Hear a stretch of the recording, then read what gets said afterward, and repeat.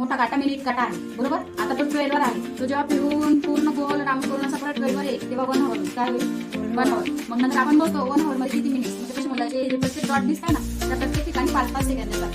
5 असतात म्हणजे 5 म्हणजे इथून किती होतात 3 पर्यंत 50 आणि 3 पासून मग परत 6 पर्यंत म्हणजे 12 पासून 6 पर्यंत हाफ हॉवर अर्धा तास. किती मिनिट्स होते 30 मिनिट्स. 5, 10, 15, 20, 25 आणि 30 म्हणजे किती मिनिट्स होतात 30 मिनिट्स. आणि तोच काढा जर पूर्ण गोल फिरून परत 12 वर आला किती होईल तास 1 तास म्हणजे 1 हॉवर. म्हणजे किती मिनिट्स होतील 5, 10, 15, 20, 25, 30, 35, 40, 45 त्यानंतर 50, 55 आणि 60 म्हणजे किती मिनिट्स होतात मग 1 तासामध्ये 60 मिनिट्स. आणि जेव्हा तुम्ही क्वार्टर म्हणतो ना आपण की एका तासाचा 3/3 तिसरा भाग म्हणजे क्वार्टर जेव्हा हा काटा फिरून जेव्हा हा मोठा काटा पूर्ण गोल फिरून 6 आता बघा हा काटा फिरून 6 वर आलेला आहे.